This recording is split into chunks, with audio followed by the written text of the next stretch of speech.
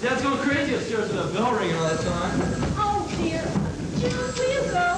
What did you say, Richard? One's from New York and one from San Francisco. There's something from Alaska early this morning. That's not Yes, that's right. I'll get him right away. He wants some Players Club cigarettes. Players Club? They have him in kitchens. I'll run down. Hello? Yes, I'm waiting. Tell me, Miss Green, are they bringing him out? We're getting him out fed now. He'll be out very soon. Oh, thank you. I'm so glad. He must be very happy. Trapped like a rat in this hellhole. I think you can talk then. All right. Well, who do you think that was? Mr. H.G. Wells from London. H.G. Wells? On our telephone? I don't believe this. I'll go. This is certainly a busy house. I got his orange juice. That's fun, sir. Is it fresh? Yes, ma'am. You meant like a broken down truck horse. This voice is just the same as on the radio. Morning! What do you think? He's getting up and coming out this morning. You don't mean it. Can we stand see him? What? That'd be lovely. Girls, you know what just happened? I'll be upstairs, Mother, if you want me. What? Oh, yes. June, tell your father you better come down with me. Mr. Whiteside is coming out. Yes, Mother. Is he really coming out this morning? I brought him a plan. You think you'll be able to give it to him? Well, I think that'd be nice. Oh, and sit down with the well, that's nice of you, too. Who do you think was on the phone just now? Mr. H.G. Wells from London. And look at all those cablegrams. He's had calls and messages from all over this country and Europe. The New York Times, Felix Frankfurter, Dr. Defoe, the Mount Wilson Observatory. I just can't tell you what's been going on. I'm simply exhausted. There's a big piece about it this time. Did you see it? No. Listen. Horsey Sheridan Whiteside, critic, lecturer, wit, radio orator, intimate friend of the great and near great, last week found his celebrated wit no weapon with which to combat an injured hip. The false Daphne, Mr. Whiteside, trekking across the country on one of his annual lecture tours, met his Waterloo on the ship with a small piece of ice on the doorstep of Mr. and Mrs. Ernest W. Stanley of Marseille, Ohio. Result: canceled lectures and disappointments to thousands of adoring clubwomen in Omaha, Denver, and Points West. Further result: idle of the airways rest till further notice in the home of the surprised Mr. and Mrs. Stanley. Possibility: Christmas may be postponed this year. What does that mean? I don't know. Small piece of ice on the doorstep of Mr. and Mrs. Think of it. Well, of course, if it were my house, Davy, I'd have a bronze plate put on the step home, right where he fell. Well, of course I felt terrible about it. He just never goes to dinners anywhere, and he finally agreed to come here. And then this had happened. Poor Mr. Whiteside. But it's going to be so wonderful having him with us, even for a little while. Just think of it. We'll sit around in the evening and discuss books and plays and all the great people he's known. And he'll talk in that wonderful way of his. And he may read goodbye Mr. Chips to us. Daisy, I can't wait any longer. If Mr. Whiteside... Oh, good morning, ladies. Ernest, he's getting up any moment. And H.G. Wells telephoned from London. More the time. Look! I don't like this kind of publicity at all, Daisy. When do you suppose he's going to leave? Well, he's only getting up this morning. After all, he's had quite a shock, and he's been in bed for 2 full weeks. He'll certainly have to rest a few days, Ernest. Well, I'm sure it's a great honor his being in the house, but it is a little upsetting. Phone going all the time, bells ringing, messenger boys running in and out. Pardon me, Mr. Stanley. Have the cigarettes come yet? They're on their way, Miss Cutler. My son is for them. Thank you. This is Miss Cutler, Mr. Whiteside's secretary. How do you do? May I move this chair? You mean he's coming out now? He is indeed. He's coming out! Coming away! Mr. Whiteside is coming out! Sarah, Mr. Whiteside's coming Oh, out. I'm so excited! I don't know what to do. Me too. I know that I'll simply die. Good morning, Dr. Gavin. Yes, good morning. Well, here we are. Tonight. We got a little patient to bring.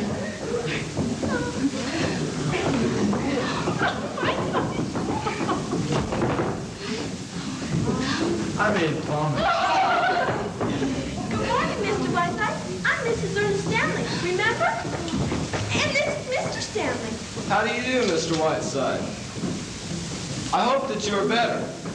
Thank you. I'm suing you for $150,000. How's that? What? I said I'm suing you for $150,000. You mean because you fell on our steps, Mr. Whiteside? Samuel J. Leibowitz will explain everything in court. What are those two harpies standing there can't let you kiss a dead? Oh, dear, my cows put jelly. Made from your own foot, I have no doubt.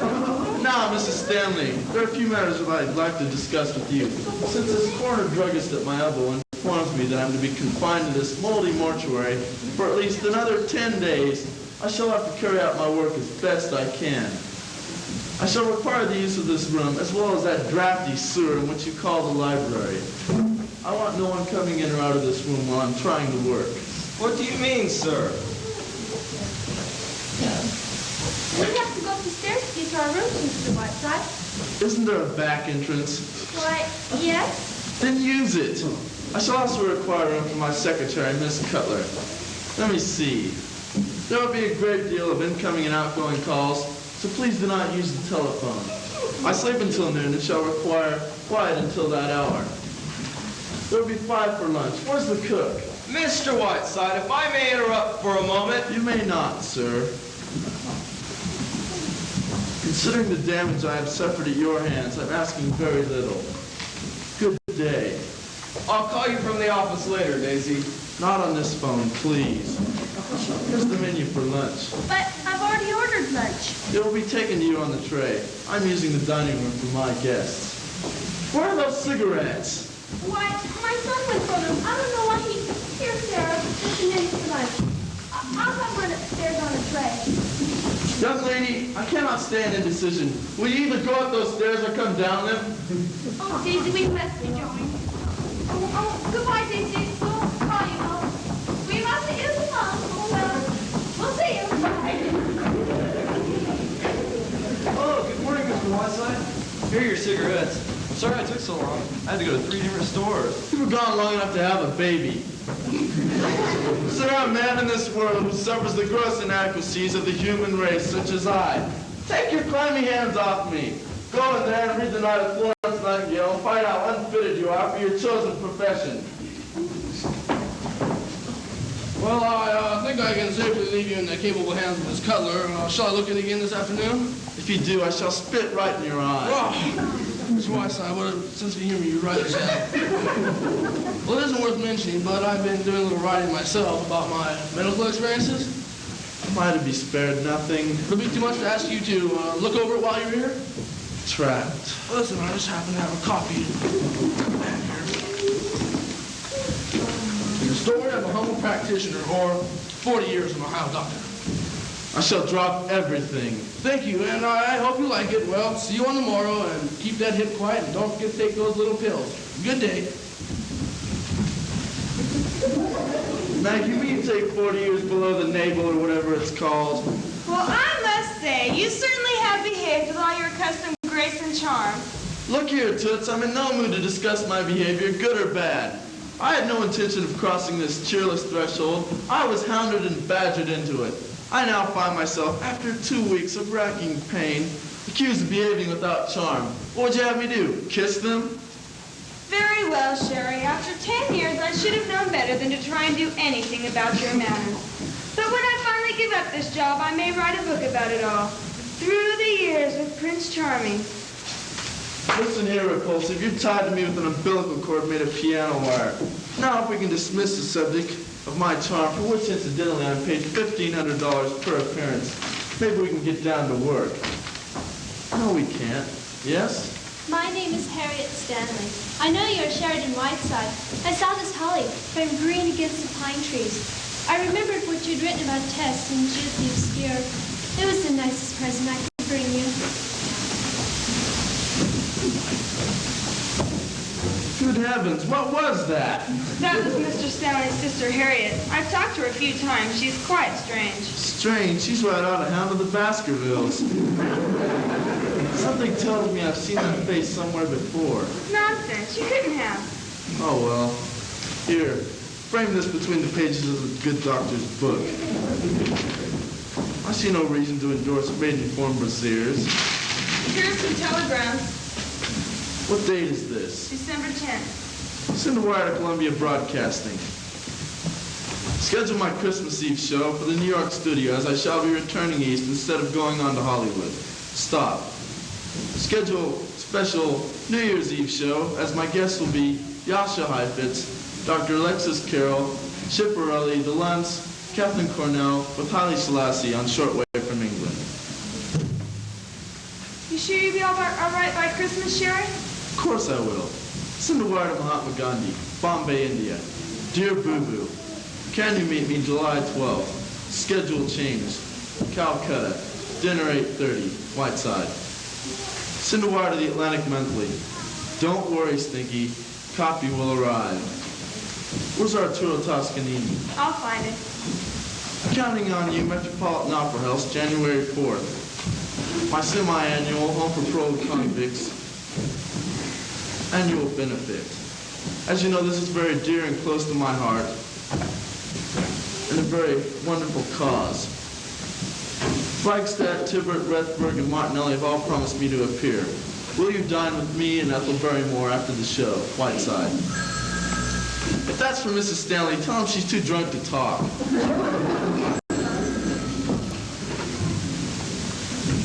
Hello? What? Hollywood? If that's Goldwyn, hang up. Hello, Banjo. Banjo, give me that phone. Banjo, you old so-and-so. How are you, darling? Come on, give me that. Shut up, Sherry. Are you coming east, Banjo? I miss you. Oh, he's going to live. Stop drooling In fact, and he's give me that screaming at me phone. right now. Here he is. How are you, old horse's neck, and what do you give me for Christmas? Oh, yes. How's the picture coming? Oh, Wacko and Sloppo. No, I'm fine. Having any fun lately? Playing any cribbage? You what? Well, don't take all his money. Leave some for me. Oh, me. No, I'm going on to New York from here for 12 days, then I'm going on to Dartmouth for the drama festival. You wouldn't understand. You're what? Having your portrait painted? Milk gross? Not really. Well, look here. I haven't got time to talk to Hollywood riffraff. Kiss Luella Parsons for me. Goodbye. He took $1,400 last night from Sam Goldwyn at cribbage. Sam turned to him and said, Banjo, I'll never play garbage with you again. What's all this about his having his portrait painted? Salvador Dali. A surrealist painter is what he needs to paint that face. What do you want now, Miss Bedpan? It's your pills. One every 45 minutes. Now, where were we? Here's a telegram from that dear friend of yours, Lorraine Sheldon. Let me see it. Sherry, my poor sweet lamb. Have been on a shooting party with Lord and Lady Carnarvon, only just heard of your poor sweet hip. Am down in Surrey with Lord Bottomley. Am sailing Wednesday on the Normandy and cannot wait to see my poor sweet Sherry. Your blossom girl, Lorraine. In the words of the master, I may vomit. Don't be bitter, Toots, just because she's more beautiful than you are. Lorraine Sheldon is a fair example of that small but vicious circle you move in. Let me see the rest of those. Lorraine Sheldon would bother me. My Aunt Fanny. Ah, it's from Destiny's Talk. Oh, is this little rubber one? Mm-hmm. Dear baby spread, what's this I hear about entering some hit and some brawl? Does this mean our Hollywood Christmas party is off? Just finished the play in Pago Pago. It's superb. Am leaving Honolulu tomorrow. Ukulele and myself in that order. Oh, by the way, the Sultan of Zanzibar wants to meet Ginger Rogers. Let's face it, Oscar Wilde. He does travel, doesn't he? You know, it would be nice if the world went around Beverly Carlton for a change. Hollywood next week. Why couldn't he stop over on his way to New York? Send a wire. Beverly Carlton. Royal Hawaiian Hotel, Honolulu. I will not have a lot of people rushing in and out of this house. What do you want them to do? Use a rope ladder? I do not want a lot of mildewed pus bags rushing in and out while I'm trying to do my work. Good morning, Mr. Jefferson. Good morning, John. Go away, there's nobody home. Stanley's been arrested for bootlegging. Good morning, Mr. Whiteside. I'm Jefferson of the Messina Journal. Get rid of him. I'm sorry, Mr. Whiteside is seeing no one. Will you please excuse us? Good Really? day. Yes, so will you please excuse us? Mr. Whiteside seems to be sitting up and taking notice. I'm afraid he's not taking notice of the Messelia Journal. Do you mind? Look, if I'm going to be insulted, I'd like to be by Mr. Whiteside himself. I never did like carbon copies. Touche, my dear. And a Missalia too, Magpie. Will you please leave? How about an interview, Mr. Whiteside? I never give them. Go away. Mr. Whiteside, if I don't get this interview, I lose my job. That would be quite all right with me. Now surely you don't mean that, Mr. Whiteside. You know what editors are like. Well, mine's the toughest one that ever lived. You won't get around me that way. If you don't like him, get off the paper. Yes, but I happen to think it's a good paper. William Allen White could have got out of it for you, but he didn't. You have the effrontery in my presence to compare yourself with William Allen White. Only in the sense that White stayed in it for you, and I want to stay here and say what I have to say. Such as what? Well, I can't put it into words. It would sound like an awful lot of hooey. But the Journal was my father's paper. It's kind of a sentimental point with me, the paper. And I'd like to carry on where he left off. I see you on the paper, eh? That's right. So this terrifying editor, this dread journalistic apocalypse is you yourself. In a word, yes. I see. In the future, Sherry, let me know when you don't want to talk to people. I'll usher them right in. Come here, Jefferson. I suppose you've written that novel? No, I've written that play. Well, I don't want to read it. Ah, do I see a box of goodies over there? Hand them to me, will you, Jefferson? The trouble is, Mr. Whiteside, that your being in this town comes under the heading of news. Practically the biggest news since the Depression. I've just got to get a story. Pecan butternut fudge. Oh my, you must be candy. Oh, very bad for you. My great aunt Jennifer ate a whole box of candy every day of her life.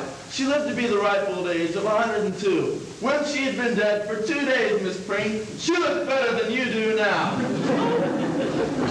You were saying, old fellow, you're about to say. I can at least report to my readers that chivalry is not yet dead. We won't discuss it. Now, if you won me with your pretty ways, what is it that you want to know? How about a brief talk on famous murders?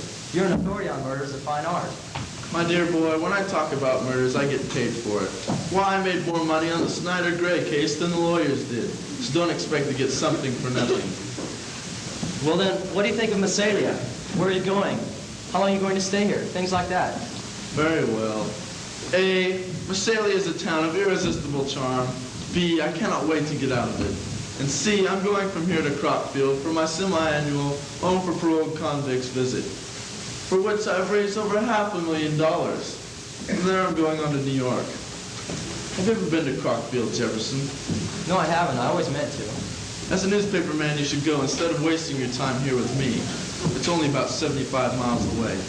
Did you ever hear how the story of Crockfield started? No, I haven't. Sit down, my boy. Make yourself comfortable. One misty St. Valentine's Eve, the year 1901, a little old lady had just given her name to an era, Victoria, lay dying in Windsor Castle. Maud Adams had not yet caused every young heart to swell as she tripped across the stage as Peter Pan. Irving Berlin had not yet written the first note of a ragtime rigadoon that was to set the nation's feet a-tapping.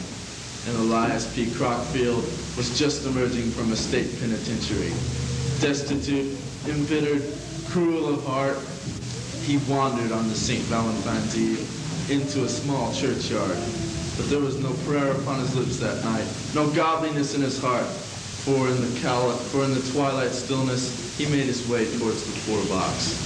With callous fingers, he ripped open this poignant testimony of a simple people's faith. He clutched greedily at the few pitiful coins within. And then, all of a sudden, a little child's voice broke the twilight. Please, Mr. Man, won't you be my Valentine? Elias P. Crockfield turned. There stood before him a girl with golden curls cascading down like a golden Niagara. In one hand, outstretched, a humble little Valentine. In that one instant, something in Elias P. Crockfield's heart changed.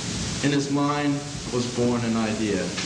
25 years later, 3,000 ruddy-cheeked convicts were gamboling on the broad lawns of Crockfield, frolicking in the cool depths of its swimming pool, broadcasting with their own symphony orchestra from their own radio station.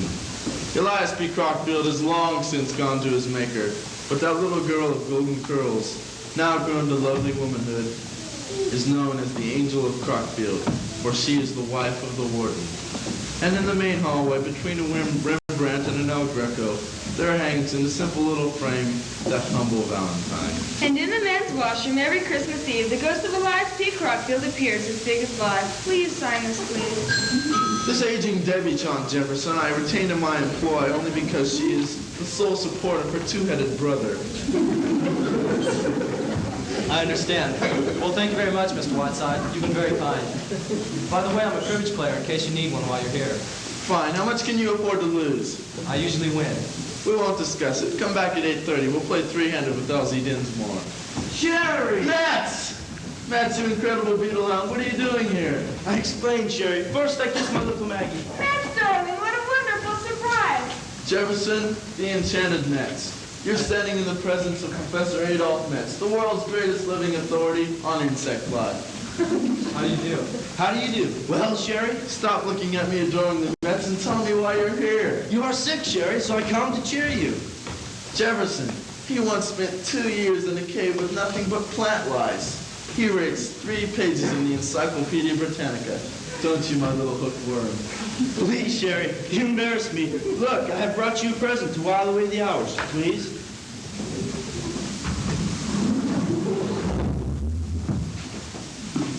I said to my students, I want to give a present to my sick friend, Sheridan Whiteside. So you know what we did? We made for you a community of Per Planeta Americana, commonly known as the American cockroach. Behold, Sherry, Roach City. Inside here are 10,000 cockroaches. 10,000? Sarah! And in 1 week, Sherry, if all goes well, there will be 50,000. What could go wrong? Quiet, please. You can watch them, Sherry. They'll live out their whole lives. Look, here's our maternity hospital. It's fascinating. They do everything human beings do. Well, Please, Maggie, these are my cockroaches. sorry. Go ahead, Metz. With these earphones, Sherry, you can listen to their mating calls. There are microphones down inside. Listen. How long has this been going on? Ah! Per Planeta Americana. There are cockroaches in this house. I beg your pardon. Mr. Whiteside, I do not know who this man is, but I will not stand here. Then go upstairs. These are probably my luncheon gifts. Metz, you're staying today, of course. Certainly. Jefferson, stay for lunch. I'd be glad to. Come in, Baker. Maggie, tell them there'll be 2 more for lunch. Jefferson, these are the fruits of that humble Valentine I was telling you about. These men, serving the last months of their prison term, kindly agreed to enter the ivy-covered walls of Crockfield. They've come here today to learn a little from me of its kind and wondrous past. Gentlemen, I envy your great adventure. You there. You're Michelson, aren't you? Butcher shop murders, right? Yeah. Thought I heard. The last one there is Henderson, the hatchet fiend. Used to chop him up in a salad bowl, remember? Oh, yes. Good! Can I help you? Thank you. We're having chicken livers cettuccine with cherry jubilee for dessert. I hope every time he has a gathering, like juice. John, close the door. I don't want anybody to find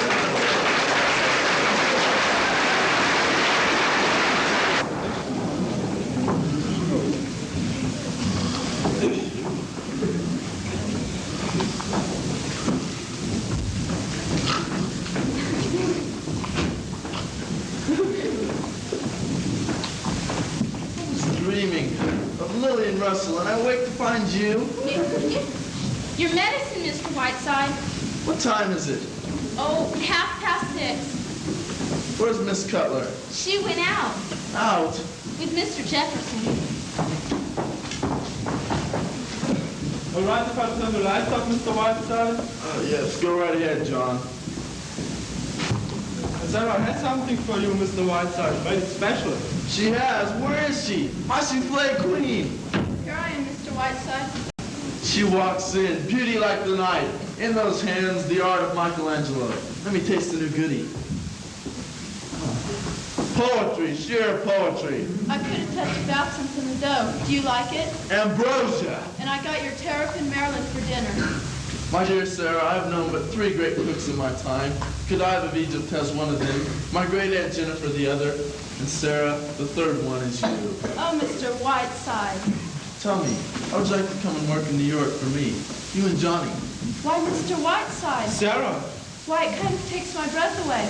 it would be wonderful, Mr. Whiteside. But what would you say to Mr. and Mrs. Stanley? Just goodbye. But they'd be awfully bad, wouldn't they? They've been very kind to us. Well, if they were ever in New York, we could have them for dinner, if I'm not in town. Now run along carefully and think about this. This is our little secret. Put plenty of sherry in that terrapin. Miss Preen! Miss Preen! Yes, sir. Yes, sir. What have you got in there anyway? I was, just washing my hands. What time did you say Miss Cutler went out? Oh, a couple hours ago. Mr. Jefferson called for her? Yes, sir. Very well. Go back to your hand washing. Dear Mr. Whiteside, may I show you a few more minutes of the past? I somehow feel that you would love them as I do. Certainly, Miss Stanley. Haven't we met somewhere before? Oh, no. I would have remembered. Would have been one of my cherished memories like these. Look, here I am with my first sweetheart under our lovely beechwood trees. I was 8, he was 10. I have never forgotten him. What happy times we had. But I tell you I'm going to. Someone's coming. I'll come back. Now, Ernest, please. Be quiet, Daisy. Mr. Whiteside, I want to talk to you. I don't care whether you're busy or not. I have stood all that I'm going to stand. Indeed. This is the last straw. I've just received a bill from the telephone company for $784. Oklahoma City, Calcutta, Hollywood, Australia, Rome, New York, New York, New York. Now I realize, Mr. Whiteside, that you're a distinguished man of letters. Yes, of course. We both do. Please. But in the past week, we have not been able to call our souls our own. We have not had a meal in the dining room once. I have had to tiptoe out of the house in the mornings. Now, Ernest. Oh, I come home to find convicts sitting at my dinner table. Butcher shop murderers. A man putting cockroaches in the kitchen. They just escaped, Ernest. That's not the point. I go into the bathroom and bump into 22 Chinese students that you invited here. I tell you I won't stand for it, no matter who you are. Have you quite finished? No, I have not. I go down into the cellar this morning and trip over an octopus that William Beebe sent you. I tell you I won't stand for it. Mr. Whiteside, I want you to leave this house and go to a hotel as soon as you can. Stop pawing me, Daisy. That's all I've got to say, Mr. Whiteside. And quite enough, I should think. May I remind you, sir, that I am not a willing guest in this household. The good doctor informs you that I am to be confined here for at least another 10 days, at which time I will get out of here so fast that the wind will knock you over, I hope. If you insist on me leaving before this time, I shall sue you for every day that I'm held inactive, which I assure you, sir, will amount to a tidy sum. This is outrageous! Outrageous! As for the details of your petty complaints, those 22 Chinese students came straight from the White House. Mr. Whiteside, my husband didn't mean. Yes, I did. I meant every word of it. There's only one thing in which I see some slight justice. I do not intend to have you pay for those phone bills, and I shall see restitution is made. Can you provide me with an exact sum? I certainly can, and I certainly will. Good. I shall instruct my lawyers to deduct it from the $150,000 I'm suing you for. Now, Ernest, you must get it. And I'll thank you not to trip over that octopus which once belonged to Chauncey Depew.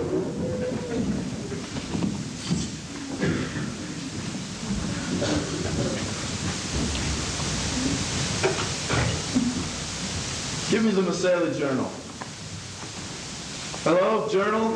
Is Mr. Jefferson there? No, no messages.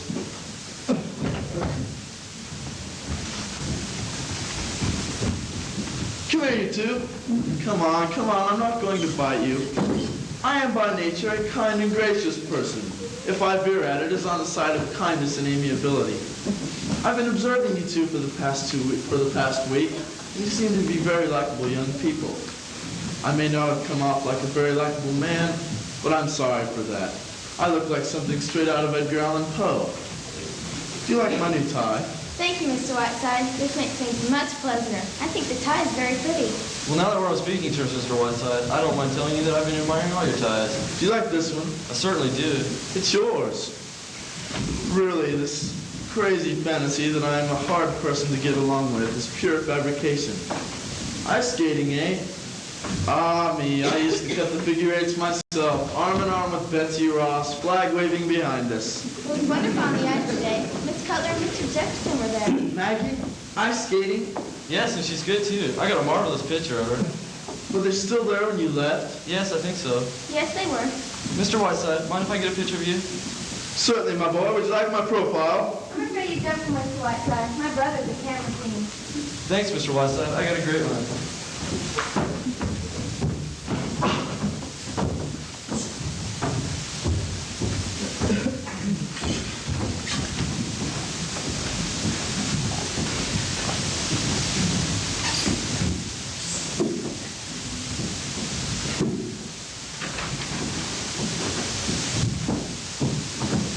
Good evening, Sherry. Really, Sherry, you've got this room looking like an old parrot's cage. Did you nap while I was out? What's the matter, dear? Cat got your tongue? Don't look at me with those cow eyes, you hag. Where have you been all afternoon? Running around with Bert Jefferson? Sherry, Bert read his play to me this afternoon. It's superb. It isn't just that play written by a newspaperman. It's superb. I want you to read it. Tonight. It just cries out for Cornell. Will you send it to her, Sherry? And will you read it tonight?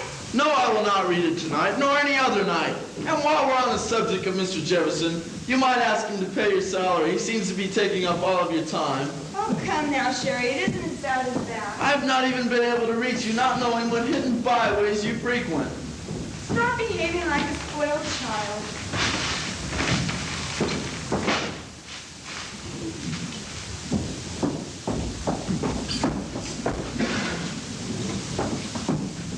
Don't take that patronizing attitude with me, you flea-bitten Cleopatra. You're acting like some lovesick high school girl. I want this explained. Well, Sherry, I'm afraid you hit the nail on the head. Stop acting like Zazu Pitts and explain yourself. I'll make it quick, Sherry. I'm in love. Nonsense. This is merely delayed adolescence. No, Sherry, I'm afraid this is it. You're going to lose a very excellent secretary.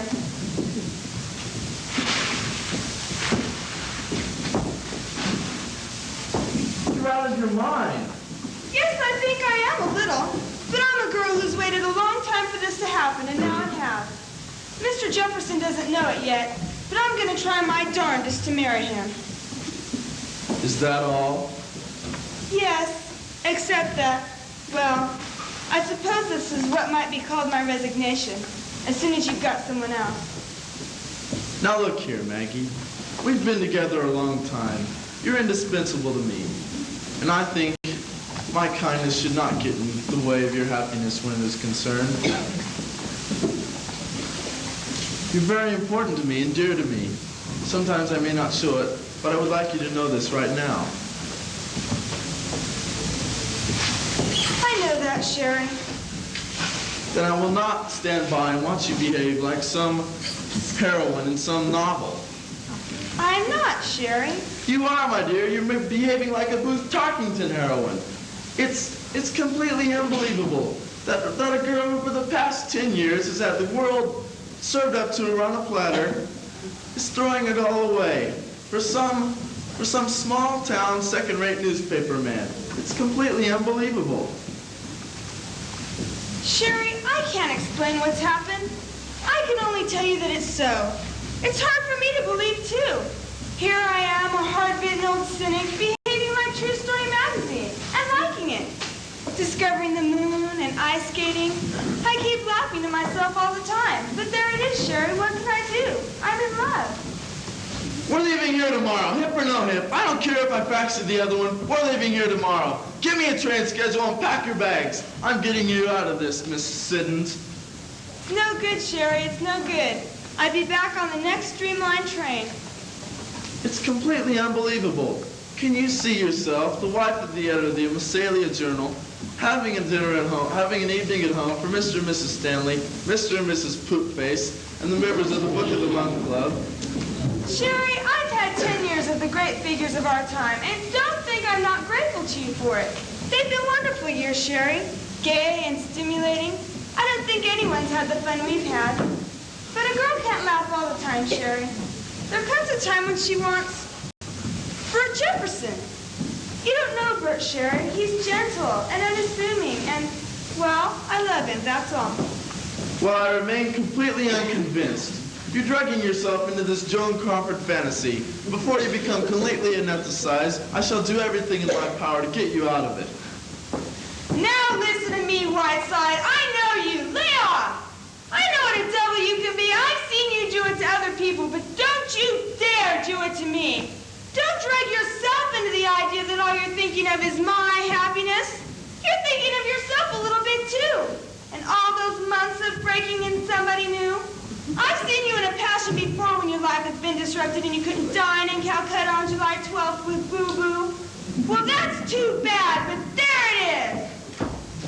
I'm going to marry Mr. Jefferson if he'll have me, and don't you dare try any of your tricks. I'm on to every one of them. So lay off! That's my message to you, Big Lord Fauntleroy.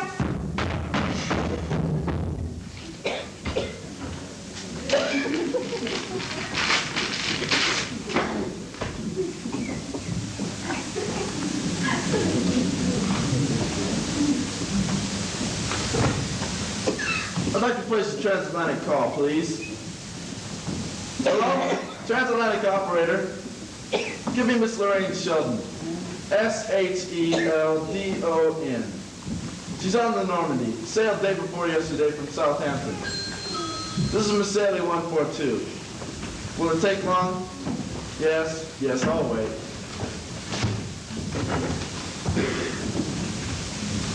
Good evening, John. Good evening, Doctor. Well, good evening, Mr. Whiteside.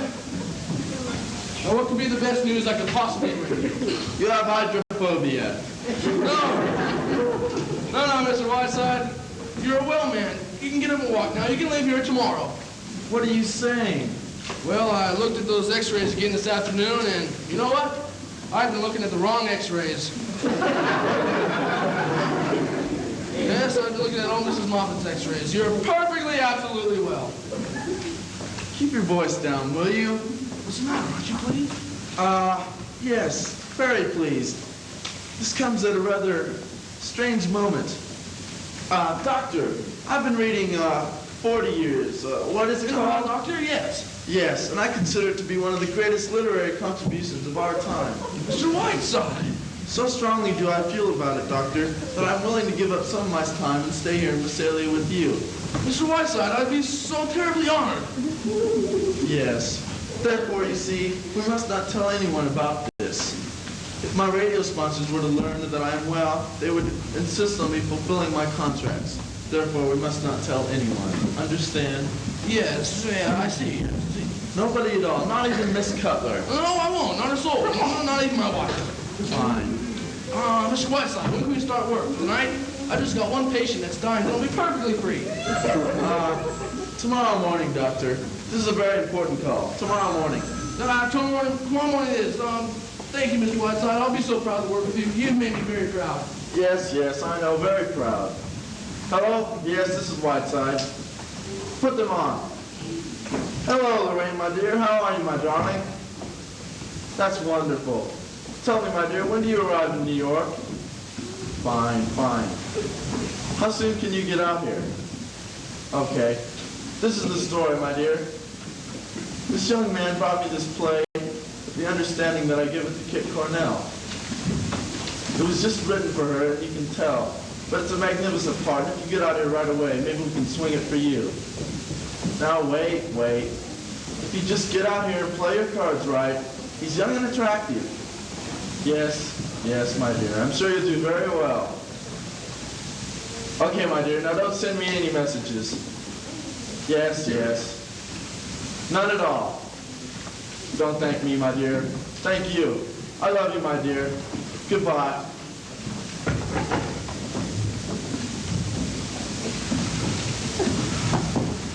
I do declare, Miss Preen, you're looking radiant this evening.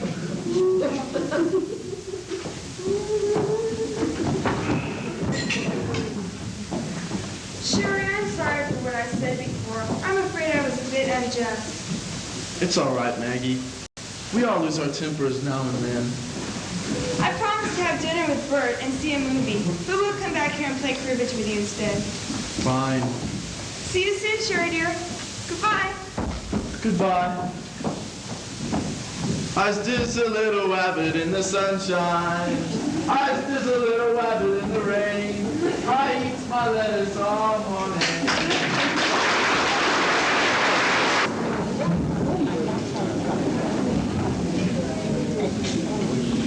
Well, I guess it's all the almond cutters. They are all on the tree. Thank you, John. Ma, I've never seen anyone get so many presents. I can hardly wait to see what's in them. When will Mr. Whiteside open them, Mr. Cutter? Well, John, you see, Christmas is Mr. Whiteside's personal property. He invented it and it belongs to him. First thing tomorrow morning, he'll open each and every one of those, and it'll be the biggest fetch you ever saw. Ma, look who's got presents for us. Shirley Temple, William Lyon Phelps, Billy Rose, Ethel Waters, Somerset Mom. Ma, I can hardly wait for tomorrow. It certainly is wonderful, and Mr. Whiteside's tree is so beautiful, too. Mr. and Mrs. Stanley have to visit in their bedroom, you know. They can hardly... Hello, Maggie. Merry Christmas, Sarah. Merry Christmas. Say business is good, isn't it? Might want a little quiet blackmail on a weekly radio hour can get you. What did his sponsors give him? They gave him a full year supply of their product, cream of mush.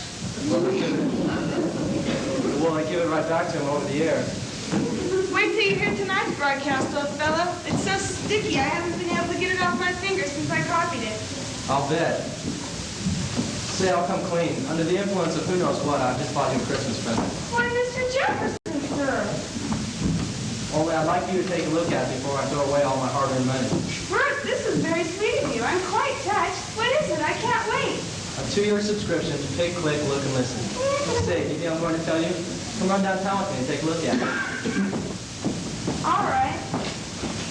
Sherry, I'm going out for a few minutes. The horse Greeley. I won't be long. And well in the world, Mr. W.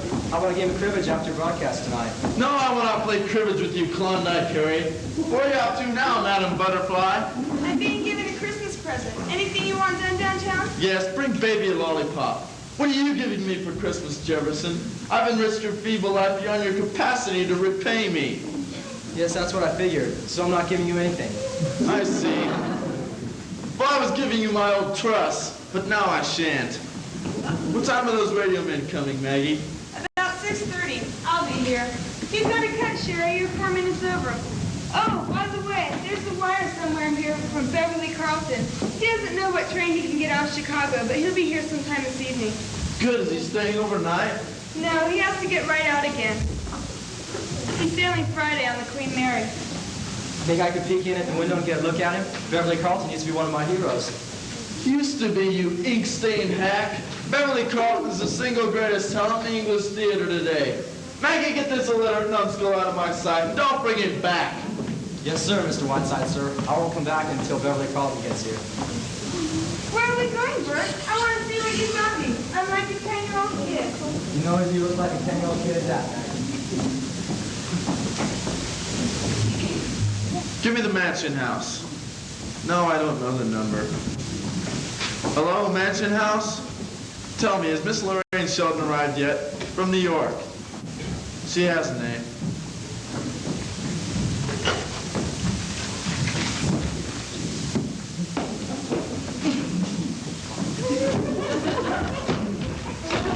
What do you mean coming into a room like that? Why don't you knock before you come into a room? But I wasn't coming in. I was coming out. Miss Breen, are you not in this room? Yes, I am, but... Therefore, you came in. Hereafter, please knock. There are some expressmen here with a crate, Mr. Whiteside. I told them to come around the front. Thank you, John. Don't just stand there like a frozen custard. Go away! Yes, sir. Right here, don't crack the wall. Why some kind of animal? Who's it from? That's my Richard fur. Say, bring it over here. Why, they're penguins. 2, 3, 4 of them. Hello, my pretties. Directions for feeding them are right on top. 2 little slots, Moose. To be fed only whale blubber, eels, and cracked lobster. They got Coca-Cola this morning and liked it. Hello. You know, John, they make the most entrancing companions. I want them put in the library with me. Yes, sir. Better tell Sarah to order a couple dozen cracked lobsters. Yes, sir. You wouldn't have to know if there's any whale blubber in this town, would you? Ah, good evening, Mr. Whiteside. Ah, yes, there is. Merry Christmas. Tell me, Doctor, would you happen to know if eels are in season? How's that? Never mind, I was a fool for asking you. I opened up some flats a little, Mr. Whiteside. There seems some trouble in there. Thank you, Mr. Whiteside. I'm sorry, Doctor. You've come at a very inopportune time. I'm right in the middle of my yogi exercises. Well, Mr. Whiteside, my book. You know, when are we going to start working my book? It's been a week now. I thought that, today maybe? Oh, good evening, Miss Breen. Good evening, Dr. Bradley. Mr. Whiteside. Doctor? Doctor? Perhaps I'm not well. But when I opened the doors just now, I thought I saw a penguin with a thermometer in its mouth. What's this? Have those penguins escaped? Penguins? Did you say penguins? Yes. Doctor, will you go in there and capture them, please? There are 4 of them. Put them back in the crate, would you? Capture the penguins? Oh, yeah. Tell them. Yes, and Miss Preen, will you go in there and entertain them, please? Till I can get in there. The Christmas Yes, tree. sir. The Christmas tree in the bedroom just fell on Mr. Stanley. He's got a big bump on his forehead. Why isn't that too bad? Hello, Mr. Whiteside. Go on, Doctor. Go on, Miss Preen. Oh, Mr. Whiteside, will you have some time later? I don't know, Doctor. I'm busy now. Go away! Suppose I wait a little while. Well, yes, I'll wait a little while. Dr. Bradley is the greatest living argument for mercy killings. Well, Richard, would you like a candid shot of my left nostril this evening? No, thanks. I'm all stocked up on those. Have you got a minute to look at some new ones I've taken? Certainly, my boy. Why, these are splendid. There's real artistry in these. They're as good as anything by Margaret Burke White. I like everything you've shown me, Richard. Say, I didn't know they were as good as that. I just like to take pictures, that's all. I've been meaning to talk to you about this. You're not just a kid fooling around with any camera anymore. These are good. This is what you ought to do with your life. Get out of here and do some of the things you were telling me about. Get on a boat and get off wherever it stops. Galveston, Mexico, Singapore. Just work your way through, taking pictures. Millions of them. Terrible pictures, wonderful pictures. Everything. Wouldn't I like to, though? It's what I've been dreaming of for years. If I could do that, I'd be the happiest guy in the world. Well, why can't you do it? If I were your age, I'd do it like a shot. You know why? Dad. Richard, do you want this more than anything else in the world? I certainly do. Then do it! Hello, Dick. Good afternoon, Mr. Whiteside. Hello, June, my lamb. So it's entirely up to you, Richard. I guess it is. Well, thank you, Mr. Whiteside. You've been swell, and I'll never forget it. Hey, come upstairs. A few minutes. Knock on my door. You don't want to talk to you. Yes, I will. Mr. Whiteside. June, my lamb, you were too young to hear about the Elwell case, weren't you? Completely fascinating. I have about 5 favorite murder mysteries, and the Elwell case is just one of them. Would you like to hear about it? Well, Mr. Whiteside, I wanted to talk to you for a few minutes. Would you mind? Certainly, my dear. I take it this is all about your young Lothario at the factory. Yes, I just can't seem to make Father understand. It's like talking to a blank wall. You won't meet him. You won't even talk about it. What are we going to do, Mr. Whiteside? Sandy and I love each other. I don't know where to turn. June, I'd like to meet this young man. See him for myself. Would you? Would you meet him? He's outside now. He's in the kitchen. Good. Bring him in. You will be nice to him, Mr. Whiteside. He's a very sensitive boy. Confound it, June. When will you learn that I'm always kind and courteous? Bring this idiot in.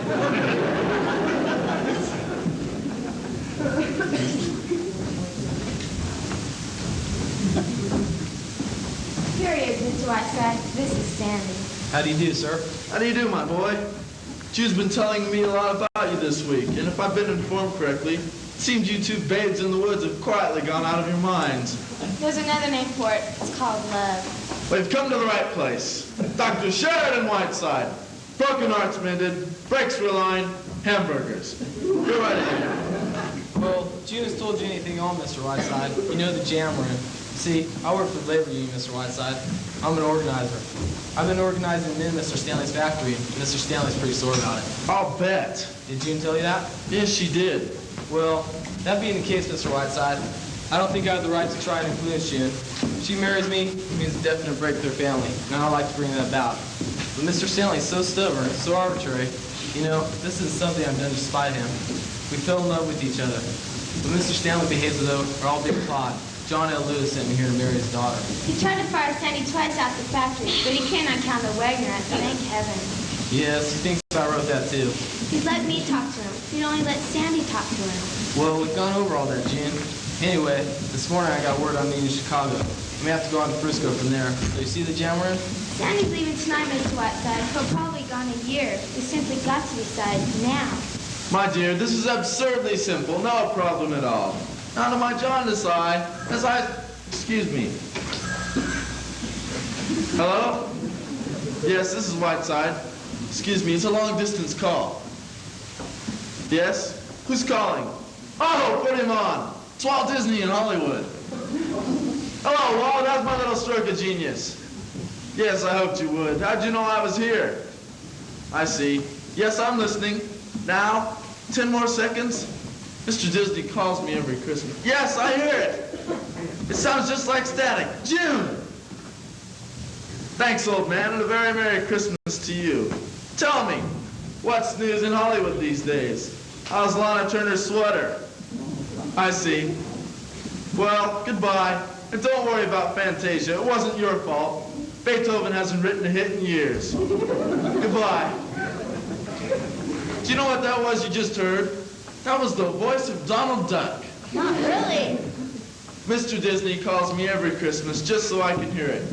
2 years ago, I was walking on the bottom of the ocean in a diving suit with William Beebe, but he got me. Now, where were we? Ah, yes. June, I like your young man.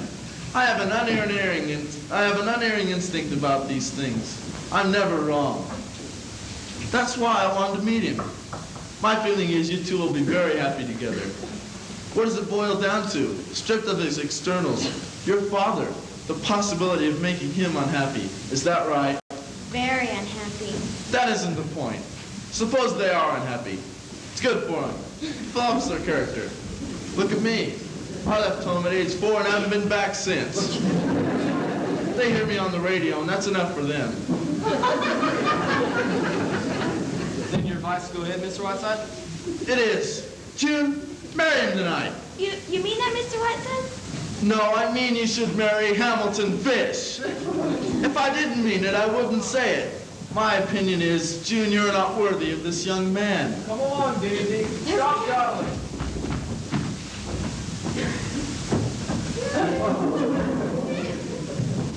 Forgive us for trespassing, Mr. Whiteside.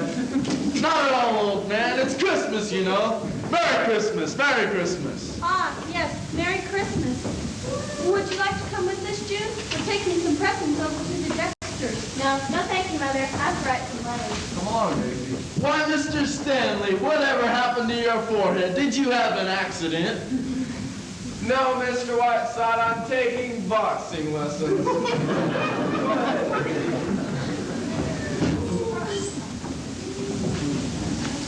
Dear Mr. Whiteside, I've been trying all day to see you, to give you this. A Christmas present for me? It's only a trifle, but I wanted you to have it. It's a picture of me as I used to be. It was taken on another Christmas Eve many years ago. Don't open it till the stroke of midnight, will you? Merry Christmas, dear Mr. Whiteside. Merry Christmas. Merry Christmas, Miss Stanley.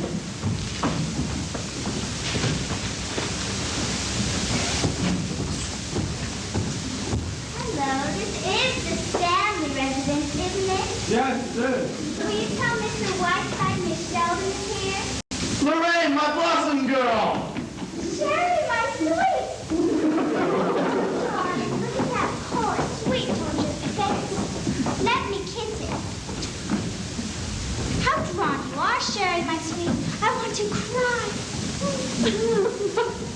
Okay, Lorraine, my dear, that was a good act. Now relax.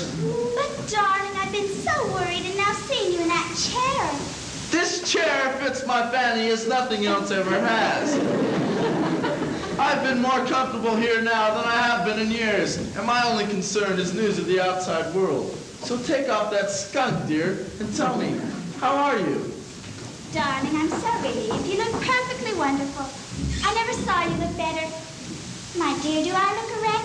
I just dashed through New York, didn't do a thing about Christmas. Had a Carnegie and had my hair done and got right on the train. And in Normandy, coming back was simply hectic.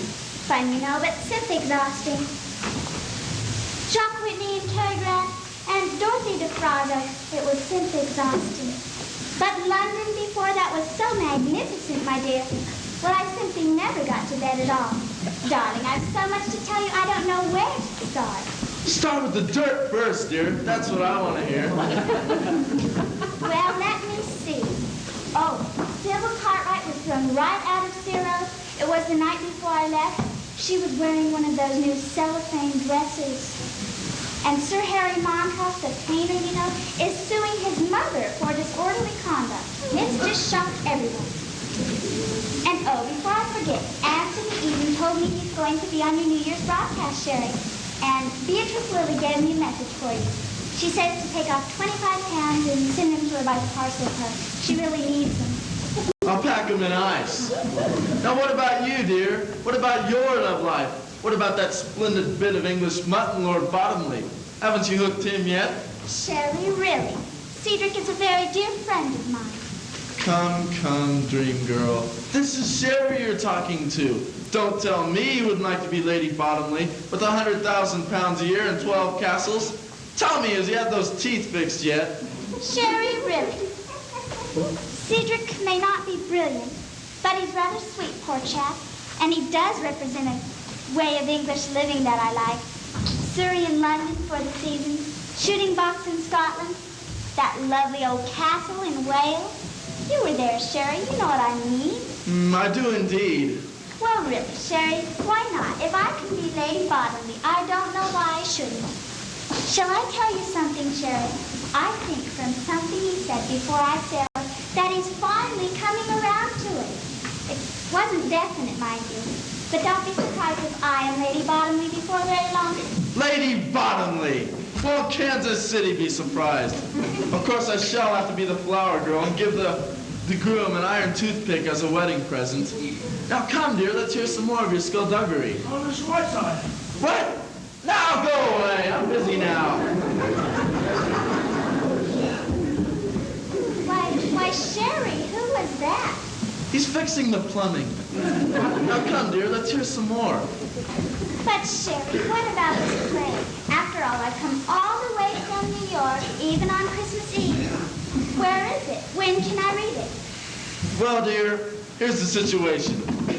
This young author, his name's Bert Jefferson, brought me the play with the understanding that I give it to Kit Cornell. It's a magnificent part, and heavens knows I feel disloyal to Kit. Sherry. Anyhow, there you are. Now this is where you come in. He's young and attractive. Now just how you'll go about persuading him to get you into the play, I'm sure you know more about that than I do. Well, Sherry, really, I'm so grateful to you. How can I ever thank you? No need to thank me, my dear. Sherry, you're a doll. Well, I'll go back to the hotel and get into something more attractive. I just dumped my bags and rushed right over here. Well, I guess I'll see you in a little while, Sherry. Okay. Now run along and get into your working clothes and come back here and spend Christmas with Sherry.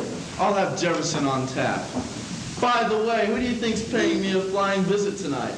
None other than your old friend and co-star, Beverly Carlton. Really? Beverly? I thought he was being glamorous again on a tramp steamer. Come, dear. Just because he got better notices than you did. Notices? I never read notices. I simply wouldn't care to act with him again. That's all. He's not staying here, is he? I hope not. Tempered. No, he isn't. Where'd you get that diamond clip, dear? That's a new bit of loot, isn't it? Haven't you seen this before? Cedric gave it to me for his mother's birthday. She was simply furious. Look, darling. Look, darling, I've got a taxi outside if I'm going to get back here in time. Jerry, what do you think? I've just been here to the beautiful. Oh, hello, Maggie. I knew you must be around here somewhere. How are you, my dear? Sarah's been at work, my pet. Blossom Girl just happened to drop in out of the blue and pay us a Christmas visit. Hello, Lorraine. Who's that? Come in here, Jefferson. Mr. Bert Jefferson, young newspaper man, Miss Lorraine Sheldon. How do you do, Miss Sheldon? How do you do? I didn't quite catch the name. Jefferson? That's right, pet. Why, Mr. Jefferson. You don't look like a newspaper man. You don't look like a newspaper man at all. Really? I thought it was written all over me in neon light. Oh, no. I should have said you were, oh, I don't know, an aviator, explorer, or something. They have the same kind of dash about them. Mr. Jefferson, I'm simply enchanted with your town. It gives one such a warm, gracious feeling. Tell me, have you lived here all your life? Practically. Lorraine, my dear, if you wish to hear the story of his life, kindly do so on your own time. Get out of here, Jefferson. Go on, Lorraine. Go on. He's the world's rudest man. Mr. Jefferson, can I drop you somewhere? I'm going down to the mansion house, I think it's called. Thank you, but I've got my car. Suppose I drop you. Oh, would you? That'd be lovely. We'll send the taxi off. See you in a while, Sherry. Bye, Maggie. Bye, Maggie. I was invited back for dinner, am I not? Yes, Jefferson, at Christmas I always feed the needy. Now stop losing out. Get out! Come on, Jefferson. I want to know a good deal about your little town. And a great deal about you, too. You see, that manuscript's around here someplace, isn't it? How much you say they wanted out? 4 minutes? That's right. 4 minutes. She's looking well, isn't she? What's that? Who? The Countess de Pushover. Quite a surprise, wasn't it? Her dropping in like that? Yes, I suppose. Now come on, Maggie, get to work. We've got work to do. Why, she must have gone through New York like a dose of salt. How long is she going to stay? Oh, I don't know. A couple of days, I suppose. Isn't it curious? There was Lorraine, snug as a bug on the Normandy. Ere the Yuletide season pass. Now, Sherry dear, we will talk a bit. Now look here, Maggie. Lorraine is a kind and gracious person who has gallantly given up her own Christmas to spend it with me. I have a hunch that's Beverly. Get the door, will you? Go on. Get the door. Get the door.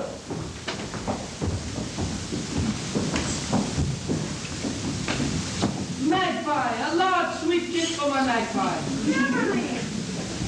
Come in here, you Piccadilly pin pusher. Gaze your eyes upon a soul in agony. Don't tell me how you are, Sherry dear. Only a little time, so the conversation will be entirely about me, and I shall love it. Shall I tell you how I glittered through the South Seas like a silver scimitar? Or would you rather hear how I frolicked through Zambezia, making love to the Major General's daughter and finishing a 3-act play all at the same time? Magpie dear, you're the moonflower of my age, and I love you very much. Say something tender to me. Beverly, darling. That's my girl. Now then, Cher, without going into mountainous waves of self-pity, how are you? I'm fine, you presumptuous cockney. Now tell me, how was the trip over? Wonderful? Fabulous! I did... By the way, did I glimpse a little boudoir butterfly like Sheldon as I came up in a motor car? You did indeed. She's paying us a Christmas visit. Dear girl, they do say she set fire to her mother. But I don't believe it. Sure, my one. Not only have I written the finest comedy since Moliere, but the best review since my last one. And an operetta that frightens me, it's so good. I shall play it for 8 weeks in London and 6 in New York. That's all. Then I'm off to the Grecian Islands. My dear, why don't you come with me? Why don't you dump this cannonball of fluff and come with me? Be careful, Beverly dear. Your catching me at a good moment. What about Hollywood? Did you see Banjo in Hollywood? My wonderful Banjo? I did. He gave a dinner for me. I arrived in a white tie and tails to be met at the door by 2 bewigged butlers, who quietly proceeded to take my trousers off. I was then ushered into a room full of Norma Shearer, Claudette Courbet, and Aldous Huxley, among others. Dear, sweet, incomparable Banjo. Yes, Banjo. I'll never forget that one summer in Antibes when he put the goat in Lorraine's hotel room. I remember it indeed. Lorraine left Antibes by the next boat. I wish Banjo were here now. What's the matter? Is Lorraine being her own sweet, sick-making self? You wouldn't take her to the Grecian Islands with you, would you, Beverly? Just for me? Now. Lorraine is a kind and gracious person who has gallantly given up her own Christmas to spend it with me. Oh, I knew I had a bit of dirt for salt in your Your white side. What? No, not now. Go away. This is juicy as a pomegranate. It's the latest report from London on the left flank. In fact, all flanks of Lord Cedric Bottomley. Listen. Lorraine has just left us in a cloud of Chanel No. 5. Since September, in a relentless pursuit of his lordship, she's paused only momentarily to change girdles and check her oil. She's chased him panting from castle to castle till he finally took refuge in the mental laboratory of the House of Lords. Practically no one is betting on the Derby this year. We're all taking book on Lorraine. She's sailing on the Normandy tomorrow, but will return on the Atlantic Clipper if Bottomley so much as belted in her direction. Have you ever met Lord Bottomley, my dear? No, I haven't. Not very good shooting today, wasn't it? Only four partridges, the 3 grouse, and the Duke of Sullivan. My God, that's Bottomley down to his very bottom. Ripping debate in the house today. All division spoke for 3 hours. Dropped at the end of it. Ripping off. You're making it up, Beverly. No one sounds like that. It's so good, it's uncanny. Damn it, Beverly, why must you race out of here? I never see enough of you. Sherry, I can only tell you that my love for you is so great that I changed trains in Chicago to spend 10 minutes with you and wish you a Merry Christmas. Merry Christmas, my lad. My little magpie. Beverly. Oh, drat. Get rid of them, Maggie. Hello? Oh, hello, Bert. Oh, just a minute. Beverly, would you talk to newspaper man for just 2 minutes? I kind of promised him. I won't have time unless he's under the sofa. Oh, just a minute. Will you see him at the station for just a minute before the train goes? Bert, go to the station. He'll be there in a few minutes. Bye. Ah, come in, Westcott. Ah, the airwaves, eh? Well, I shan't have to hear you, thank heavens. I shall be on a train. Miss Westcott, will you go in that room? John, will you show them where to plug in? Right this way, Captain Man. Come on, Whiteside, say goodbye. What are you doing? I want to talk to Beverly. Beverly, madame. What the hell do you think you're doing, Maggie? I want Offie West out of this room like some child. I want to talk to Beverly. Miss Beverly in London on July 12th. Magpie, come get a kiss. Beverly, I have to talk to you. I must have 1 minute. You'll make the station. It's a minute and a half from here. Oh, what's the matter, Maggie? I'm in great trouble. Why, what is it? I've fallen... Go away!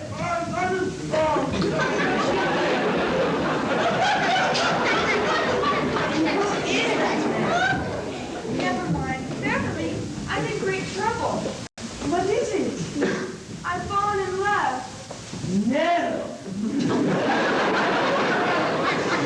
Yes, and Sherry's trying to break it up. He's doing everything he can to break it up. Why, that old flounder, what's he doing? Lorraine, he's brought Lorraine here to smash things up. Oh, is somebody here in this town? The newspaper man you're going to meet at the station, and he's written a play. I know Sherry must be using that as bait. You know Lorraine. She'll eat him up alive. You've got to help me, Beverly. Of course I will. What do you want me to do? I've got to get the rain out of here. The further away, the better. And you can do it for me. But how? How can I? I'm leaving. Your cousin. Have you carved the broadcast? Yes, there's one on that table. Thank you. And it's Penguin ate the original. Here's what I want you to do.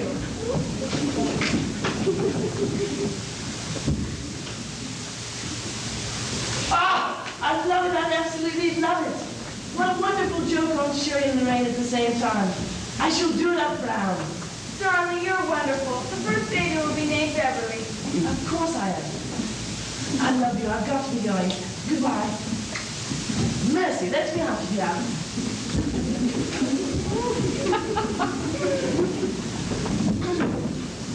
Should I straighten up the room for the broadcast, Miss Cutler?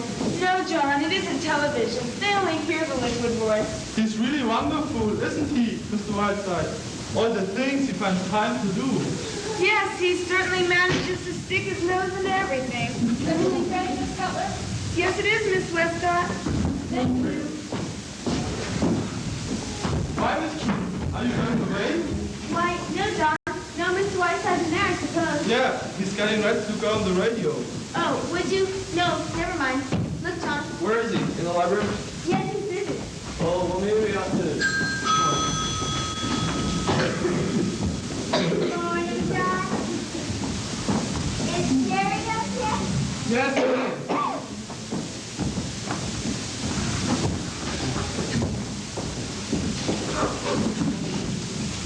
Good morning.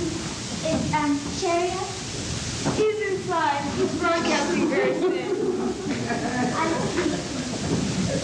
Quarter gallon the rain. Going anywhere? Oh, I just throw on anything at all. Aren't you dressing for dinner, Maggie? No, just what meets the eye. Of course, Christmas Eve. You know, my dear, it must be such an utter joy to be a secretary to my church. Yes, you meet such interesting people. Who does your hair, Maggie? A little French woman named Maggie Cutler comes in every day. I see. You know, I keep thinking your hair could be so lovely.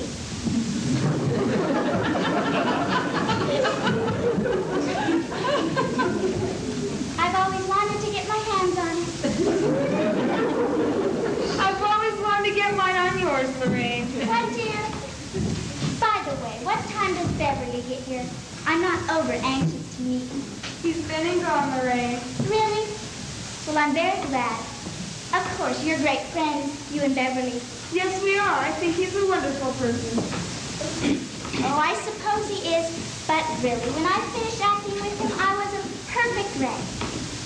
All during that tender love scene that the critics thought was so magnificent, he kept dropping peanut shells down my dress. I wouldn't act again with him if I were starved. Tell me, Lorraine, have you found a new play yet? No, I haven't. There was a pile of manuscripts waiting for me in New York, but I rushed right out here to Sherry. Yes, that was wonderful of you to drop everything that way and rush to Sherry's wheelchair. Well, what has one in this world but friends? That's what I always say. They put a polish on my nails I simply loathe. I don't suppose Elizabeth Arden has a branch in this town. Not if she has any sense. Oh, well, I'll just bear it. But it does depress me. Have you read this, Maggie? Everyone was reading it on the boat. I hear you simply can't put it down. I put it down right there.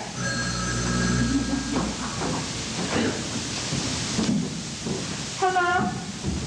Yes? Yes? Miss Lorraine Sheldon? Yes, she's here. There's a transatlantic call coming through for you. For me? Here? Why, what in the world? It's London. London? Hello? Hello? Cedric! Cedric, is this you? Why, Cedric, you darling! How did you know I was here? What? Darling, don't talk so fast and you won't stutter so. Yes, that's better. Yes, I can hear you very clearly. though you were just around the corner. I see. What? Darling, would you wait just one moment? Maggie, would you mind it? Lord bothering me, a very personal call. Would you mind? Oh, not at all. Now, my dear, tell me. Oh, my darling. Oh, my sweet. You don't know how long I've waited for this. Every night on the boat. Yes. Yes, 1,000 times yes. Oh, darling. You've made me the happiest girl in the world. Darling, don't stutter so. Yes, and I love you, darling. Oh, so much. Oh, my dear sweet.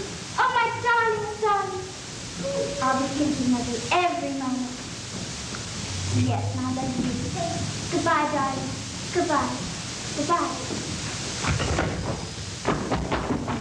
Sherry! Sherry! Do you know what's happened? The most wonderful thing in the world has happened. Lord Bottomley has asked me to marry him. What? Think of it, Sherry. I've got to get right out of here and catch the next boat. Sherry, what's the matter? May I come in? Meg, you must help me get right out of here. What? What's happened? The most wonderful thing in the world. Lord Bottomley has asked me to marry him. Oh, Maggie! Well, what do you know? Would you look things up right away? I've got to catch the next boat to London. Is there a timetable here? Yes, I have a timetable right here. I'd be delighted to look things up for you. Sherry, what's the matter? You haven't said a word. You haven't even congratulated me. Lorraine, am I to gather from your girlish squeals that you're about to throw your entire career into the ash can? Well, no. You couldn't expect me to just drop everything I'm doing and... I see, and everything goes into the ash can with it. Sherry, there'll be other seasons I can play. Don't try to explain to me, Lorraine. I understand only too well. I also understand why Kit Cornell remains the first lady of our theater. Oh, this is wonderful. There's a train out of Cleveland at 10:03. Takes about an hour to get there. Oh, this all works out wonderfully, doesn't it, Sherry? Peachy. Maggie, what's the number of the hotel I'm at? I've got to get my maid started packing. Messelia 32. Let's see. 5-day boat. I sail Wednesday. That means I have to be in London Friday night. Messelia 32, please. Oh, look, Sherry, it's starting to snow. Isn't that wonderful, Sherry? I've never felt more like Christmas in my entire life. Isn't that wonderful? Shut your nasty little face! Cosette, now listen carefully, Cosette. I want you to send these cables, and I want you to start packing for me. Yes, we're going to leave the hotel in about an hour, so be ready. All right, now send these cables. The first one goes to Lord and Lady Kennard. Lord and Lady Kennard, my darling, sailing Friday on the Queen Mary. Cedric and I being married immediately on arrival. Wanted you to be the first to know. Love, Lorraine. Now, what? Well, thank you. Thank you very much. Now send the same message to Lady Astor, Lord Beaverbrook, and to my mother in Kansas City. You got that? Okay. And I want you to send one to Hattie Carnegie's, New York. Please meet me, Sherry Netherland, noon tomorrow, with sketches of bridal gown and trousseau, Lorraine Sheldon. And send one to Monsieur Pierre Cartier, London. Yes. Now I want you to send it. Please meet me noon tomorrow, or scratch that cassette. Please hold in reserve for me the triple string of pearls I picked out in October. And cable me Queen Mary, Lorraine Sheldon. Now you got that, Cosette? You're going to have to rush, my dear. I'll be at the hotel in about an hour, so be ready. All right, goodbye. She's the world's most wonderful maid. Well, life is really just full of surprises. Who'd have thought an hour ago that I'd be on my way to London? An hour ago? No, I certainly wouldn't have thought it an hour ago. Will this trip will never stop? I have a terrible headache. Oh, Sherry, can I get you something? Look, Sherry, I'm sorry if I've offended you, but after all, my life is my own. Hello, everybody. Say, you know it's snowing outside? We're going to have a real old-fashioned Christmas. Why don't you telephone your scoop to the New York Times? Miss Sheldon has to catch a plane out of Cleveland. Can we drive her over there, you and I? Why, certainly. Sorry to have you go, Miss Sheldon. No bad news, I hope. On the contrary, very good news, wonderful news. Calls for a drink, I think. Sherry, you're not being a very good host. How about a bottle of champagne? Oh, I can do better than that. How about a Jefferson special? Okay, Mr. Whiteside? Yes, yes, yes, yes. Next anything. Only stop this dribbling. Anybody admire my Christmas present yet, Maggie? Oh, I forgot. Look, everybody. From Mr. Jefferson to me. Oh, it's charming. Why, it's inscribed, too. To Maggie, long may she wave, Bert. Maggie, it's sweet. See, Bert? I told you it was beautiful. Well, shows what you can get if you save your coupons. Will this dribble never stop? My head is bursting. A Jefferson special will cure anything. By the way, I got a 2-minute interview with Beverly Carlton at the station. You were right, Mr. Whiteside. He's quite something. Bert, why don't you go mix those drinks? On the flyer. I was lucky to get even 2 minutes. He was in a telephone booth most of the time. Bert, would you please go mix those drinks? Okay. Couldn't hear what he was saying, but from the faces he was making, it looked like a scene in one of his plays. Bert, for goodness sake, will you please go mix those? Just a minute, Mr. Jefferson. Mr. Carlton was in a telephone booth at the station. Certainly was. He kept talking and making the darndest faces. Jefferson, my boy, something tells me I shall love the Jefferson special. Make me a double. My headache is gone with the wind. Okay. Philo Vance is now at work.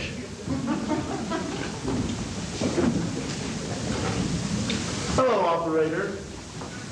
Have there been any transatlantic calls on this phone in the past half an hour? Yes, I'll wait. Sherry, what is this all about?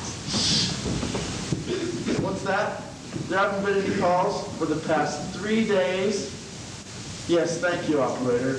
Would you repeat that again? Lorraine. Thank you, operator, my dear, and a very Merry Christmas to you. Why, Sherry, what does this mean? It means, my dear, that you have played the greatest love scene of your career with your old friend, Beverly Carlton. Why, that's not true. I was talking to Cedric. You heard the operator, my dear. That was Beverly on the phone.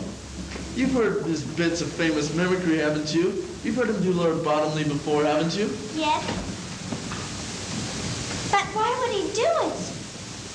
Why would he want to play a silly trick like this? Oh, my heavens. Those cables! Those cables! Give me the hotel, whatever it's called. Who would have thought 5 minutes ago you would not be going to London? Who the hell do you think it is? Miss Sheldon, of course. I'll get him back for this. It's the last thing Why, the skunk! The mouse! The dirty rotten mansion house. Come at me this minute. Cosette. Now listen carefully, Cosette. I want you to send another cable to every one of those people and to tell them that somebody has been using my name. And to disregard anything and everything they hear from me, except this, of course. Don't argue with me. Do as you're told. Don't argue. And unpack. We're not going. Take it easy, Lorraine. Take it easy. What do you mean, take it easy? Do you realize I'll be the laughing stock of England? Why, I won't dare show my face.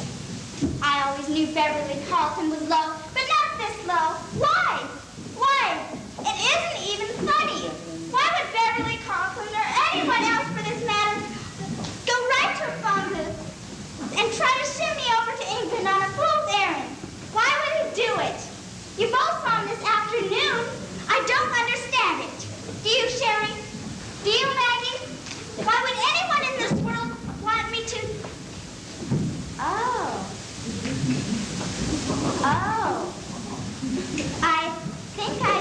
to. Yes, of course. That's it. Of course that's it. And that's a lovely bracelet Mr. Jefferson gave you, isn't it, Maggie dear? Of course. It makes complete sense now. Entertainment I do need. Well, why, of course, this couldn't get me out of here now, Maggie. And if I were you, dear, I'd hang on to that bracelet. It'll be something to remember him by. All right, Mr. Whiteside, almost time. Go for us, boys. Start testing. How much time? Couple minutes. Here's your new copy, Mr. Whiteside.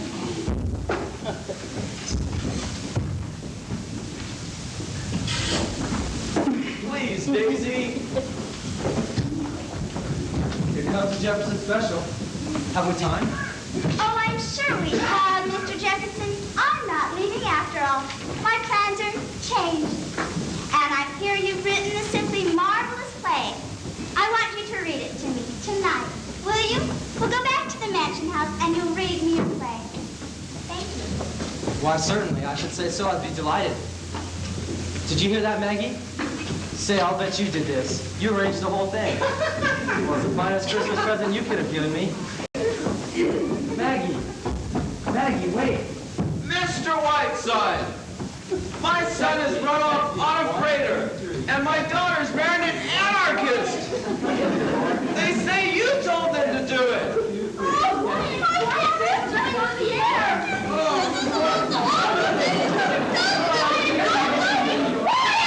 Don't tell me to be quiet. What's that, New York? All right, New York. Oh, just a minute. Good evening, everybody. Cream of Mush brings you Sheraton Whiteside. Good evening, ladies and gentlemen. This is Whiteside speaking on this eve of eves, when my own heart is full of peace and kindness. I think it only fitting to tell that story of 2,000 years ago, when the star of Lamb flushed in a wondrous sky and the baby Jesus sat in the cradle.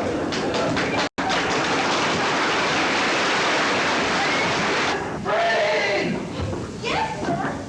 Yes, sir. Where do you disappear to all the time, my lady Nausea? Mr. Whiteside, I can only be in one place at a time. That's very fortunate for this community.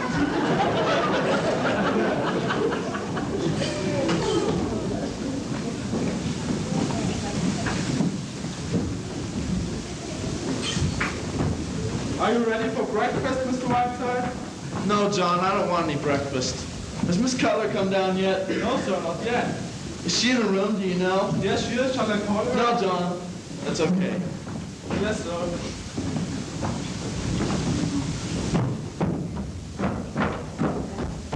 I'm taking the 1 o'clock train, Sherry. I'm leaving. You're doing nothing of the kind. Here are your keys, your driving license. The key to the safe deposit vault is in the apartment in New York. I'll go in here now and straighten things up. Just a minute, Mrs. Siddons. Where were you until 3 o'clock this morning? I sat up half the night in this station wagon worrying about you. You heard me calling when you came in. Why didn't you answer? It's over, Sherry, and you've won. I don't want to talk about it. Oh, come, Maggie, dear. What are you trying to do? Make me feel like a naughty, naughty boy? Sometimes you can be very annoying. You know, Sherry, in a way, you're quite wonderful. You're annoyed. Shall I tell you something, Sherry? I think you're a selfish, petty, egomaniac who would see his mother burn at the stake if that was the only way he could light his cigarette. I think you'd sacrifice your best friend without a moment's hesitation if he disturbed the sacred routine of your paltry little life. I think you're incapable of any human emotion that goes higher up than your stomach. And I was the fool of the world for ever thinking I could trust you. Well, as long as I live, I shall never do anyone a good turn again. I won't ask you to apologize, Maggie, because 6 months from now you'll be thanking me instead of berating me. 6 months from now, Sherry, I expect to be so far away from you that... Hello. Merry Christmas, everybody. Merry Christmas. Hi, Maggie. Hi, Mr. Whiteside. Shake hands with a successful playwright. Maggie, where were you last night? Miss Sheldon thinks the play is wonderful. Isn't that wonderful? Yes, that's fine. Isn't that wonderful, Mr. Whiteside? You ought to go home, Jefferson. Have you been drinking? What? No, I'm so excited I don't need alcohol. We've been sitting over in the hotel lobby all night. Never realized it was daylight until it was daylight. Listen, Maggie, Miss Sheldon says the plane needs just a little bit of work. Do it in 3 weeks. She's going to take me to a place she's got in Lake Placid. Just for 3 weeks. Isn't that wonderful? Why don't you say something, Maggie? Look, Jefferson, I suggest you come back and tell us all about this later. Now, why don't you go on home? Excuse me. God bless us all and Tiny Tim. Yeah, so Mr. Whiteside. Doc, have you ever heard of Lorraine Sheldon? She's going to take me to a place she's got in Lake Placid. Dr. Bradley, would you do me a favor? Would you take Mr. Jefferson and give him some breakfast? Oh, yes, of course. Tell you what, Doc, I'm going to buy breakfast for you. Biggest breakfast you ever had. Yes, Jefferson. You know what, Doc? I got a friend that doesn't believe in Santa Claus. Let's climb down this chimney and scare the day out. Oh, yeah. Now look here, Maggie. I'm willing to forgive this tawdry outburst and talk about this calmly. I'm so terribly, Sherry. Why did you do it? Why did you do it? Merry Christmas, Mr. Whiteside. Merry Christmas, Miss Stanley. I'm afraid I shouldn't be seen talking to you. My brother's terribly angry. I just couldn't resist asking, did you like my Christmas present? I'm sorry, Miss Stanley. I haven't opened it yet. I haven't opened any of my presents yet. Oh, dear. I was so anxious, too. It's right here, Mr. Whiteside. Won't you open it now? It's very thoughtful of you thinking of me of Christmas, Miss Stanley. Why, it's very lovely. I'm very fond of these old photographs. Thank you very much. I was 22 when that was taken. That was my favorite dress. Do you really like it? I do indeed. When I get back to New York, I shall send you a little something. Will you? Oh, thank you, Mr. Whiteside. I shall treasure it. Well, I shall be late for church. Goodbye. Goodbye. Goodbye, Miss Stanley. There's something about that woman. Sir, I have something for you, Mr. Whiteside. She's just taking it out of the oven. Thank you, John. Miss Preen! Miss Preen! Answer the door, will you? John is upstairs.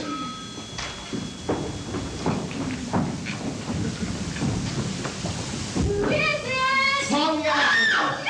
I love the Yankee! Yankee, did you hear that, Yankee? Kiss me again, you freeze! I can feel the heart like pounding to your very cold Banjo! For heaven's sake, Banjo! Oh, Whiteside, would you sign for this package, please?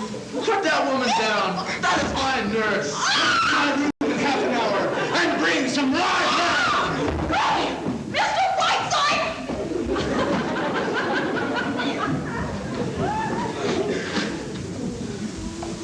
Whiteside, I'm here to spend Christmas with you. Give me a kiss. Get away from me, you Hollywood nitwit. How'd you get here anyway? Daryl Danick loaned me his reindeer. Whiteside, we finished shooting the picture yesterday, and I'm on my way to Nova Scotia. Flew here in 12 hours, borrowed an airplane from Howard Hughes. Whiteside, I've brought you a wonderful Christmas present. This brassiere was once worn by Hedy Lamarr. Listen, you idiot, how long are you staying? Just long enough to take a bath. I'm on my way to Nova Scotia. Where's Maggie? Nova Scotia? What are you going to Nova Scotia for? I'm sick of Hollywood, and there's a dame in New York I don't want to see. So I figured I'd go to Nova Scotia and get some smoked salmon. Where's Maggie? I want to see her. What's the matter with you? Where is she?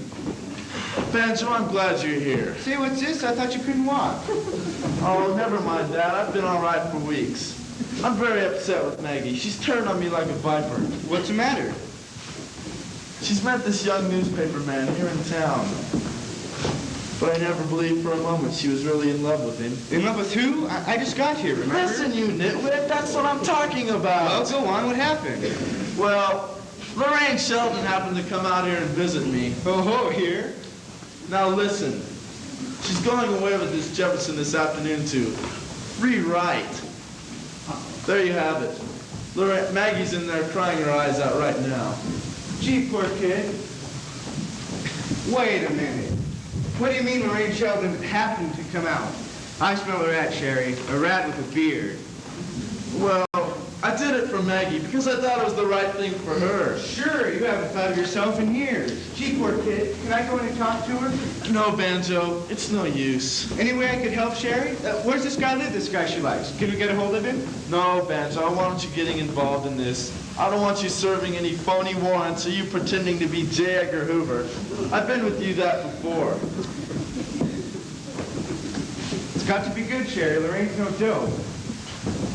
Now, there must be something that would get her out of here like a bat out of hell. Say, I think I've got it. That fellow she's so crazy about over in England. What's his name? Fanny or whatever it is. Bottomley, that's it, Bottomley. No, Banjo, no. Wait a minute, you don't catch on. We send Lorraine a cablegram from Lord I catch on, Banjo. Lorraine caught on too. It's been tried. I told you she was no dope. Well, we've got a tough proposition on your hands. It's just there's so darn little time. Get out of my chair! The biggest problem is I've done this job too well. I've got to get Lorraine out of here today. Confound it all. I'm stuck. I've done this job too well. Stuck, huh? In the words of one of our greatest lyric poets, you said it. Yeah. Gee, I'm hungry. We'll think of something, Sherry. You watch. We'll get Lorraine out of here if I have to do it one piece at a time. Merry Christmas, Mr. Whiteside. Excuse me, I've got something for you. But Mr. Whiteside, it was for you. It's quite all right, Sarah. It's quite bad. No, Petrushka. We shall dance. We shall dance. Mr. Whiteside! It's quite harmless, Sarah. Just give him some breakfast.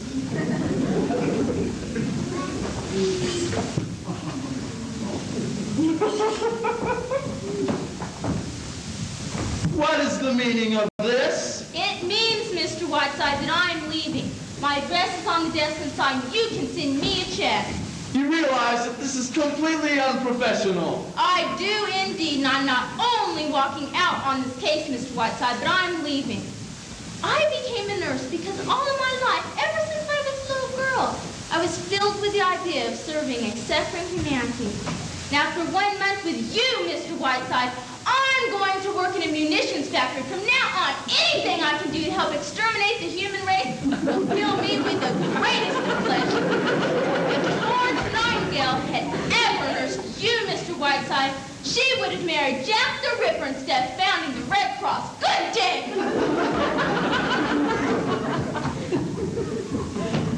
Mr. Stanley's back with June. He brought June back. June, thank heavens you're back. You're not married, are you? No, Mother, I'm not. Please don't be hysterical. Oh, June, if it had been anyone but that awful boy. Thank goodness you stopped it, Ernest. How did you do it? Never mind that, Daisy. Just take June upstairs. I have something to say to Mr. Whiteside. What about Richard? Is there any news? It's all right. All under control. Just take June upstairs. Father, I've had enough melodrama. I'll have to be taken upstairs. I'll go upstairs. Merry Christmas, Mr. Whiteside. And look back for John L. Lewis. My mother locked me in my room. It'll feel much better after you count back. Have you had anything to eat? I am pleased to inform you, sir, that your plans for my daughter seem to have gone a trifle awry. She is not, nor will she ever be married to that labor agitator that you so kindly picked out for her. As for my son, he has been apprehended in Toledo and will be brought home within the hour. Not having your gift for invective, sir, I cannot tell you what I think of your obnoxious interference in my affairs. But I have arranged that you will interfere no longer. Come in, gentlemen. Mr. Whiteside, these gentlemen are deputy sheriffs. They have a warrant by which I am enabled to put you out of this house. And I need hardly add that it will be the greatest moment of my life. Mr. Whiteside, I am giving you 15 minutes in which to pack up and get out. If you are not gone in 15 minutes, Mr. Whiteside, these men will forcibly eject you. Thank you very much, gentlemen. Will you wait outside, please? 15 minutes, Mr. Whiteside. And that means bag, baggage, wheelchair, penguins, octopus, and cockroaches. I'm now going upstairs to smash our radio so that not even accidentally will I ever hear your voice again. Sure you don't want my autograph, old fellow? 15 minutes, Mr. Whiteside. Well, Whiteside, I didn't get an idea. Any news from the front? Not a glimmer. The enemy's at my rear and nibbling. Where did you say Banjo was? In there? It's no use, Banjo. She's leaving on the 1 o'clock train. No kidding. You mean she's actually quitting you? She's really leaving after all of these years? She is. That means you've only got till 1 o'clock to do something. No, Banjo, my dear, I have exactly 14 minutes in which to pull out of my hat the most extraordinary rabbit you have ever seen. What do you mean, 15 minutes? I mean that in 15 minutes, baby's little body is being tossed out into the snow. Mine host has sworn a warrant. I'm being kicked out. What? I never heard of such a thing. What would he do a thing like that for? Never mind. Banjo, go in there and talk to Maggie, will you?